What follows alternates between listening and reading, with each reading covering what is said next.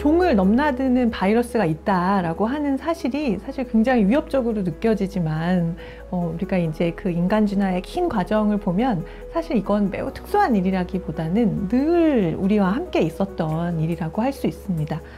그래서 이제 우리가 이걸 바이러스의 공격이라고 생각하는 건 한편으로 너무 인간 중심적인 사고일 수도 있는 건 거죠.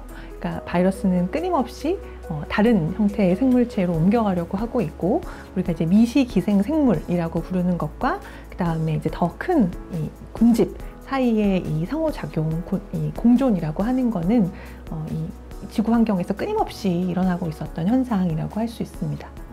박쥐와 같은 야생동물, 가축화되어 있지 않고 사실은 뭐 도시 환경이나 일상적인 인간 환경에서 자주 접할 수 없는 동물들과 인간 사이에 접촉이 급속도로 늘어나게 되었다.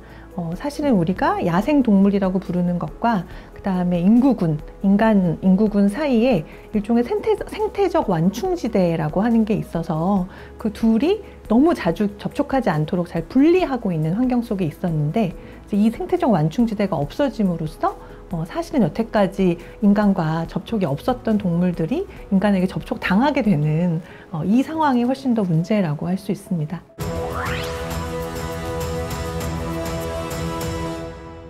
사실 수렵활동 그 자체는 인간 문화에서 엄청나게 오랫동안 이어져 온 일이었던 거죠.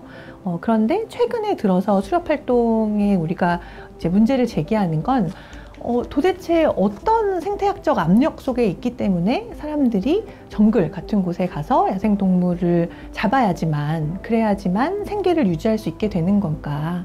왜 한 사회의 특정 지역에 충분한 단백질이 공급되고 있지 못하는 식량 위기 속에 있는 것인가?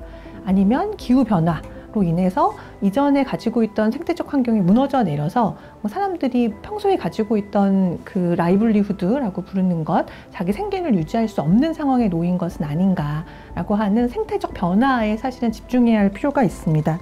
근데 문제는 그렇게 인간과 접촉하지 않는 곳에 살아야 되는 동물들을 잡아서 다른 먼 곳으로 보내는, 그러니까 이 동물을 운반하는 이 과정 전체가 사실은 수렵 그 자체보다도 훨씬 더 많은 이 위험들을 야기한다고 할 수 있습니다.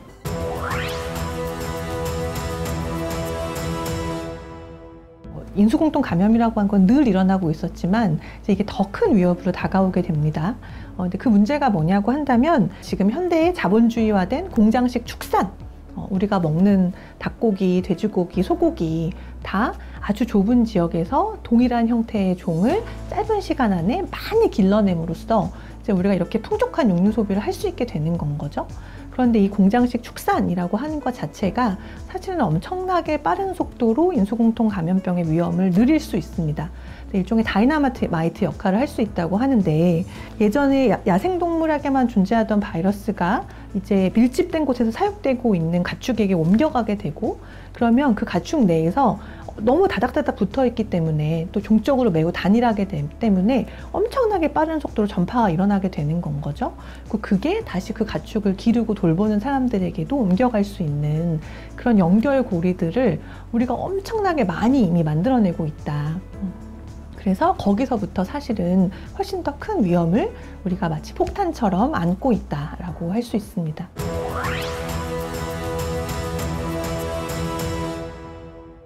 지금의 감염병 위기는 사실 우리가 얼마나 긴밀하게 연결되어 있는지를 사실 굉장히 잘 보여주고 있습니다. 그러니까 라틴 아메리카에 있는 산림이 잘 보존되고 있는지, 동남아시아에 있는 습지가 충분히 보존되고 있는 건지, 아프리카에 새로 만들어지고 있는 도시에서 사람들이 충분히 안전한 주거 환경을 누리고 있는지, 전지구적으로 널리 서로 각기 다르게 살고 있는 사람들의 운명이 사실 연결되어 있다라고 하는 게 이 종을 넘나드는 바이러스가 말 그대로 보여주고 있는 건 거거든요.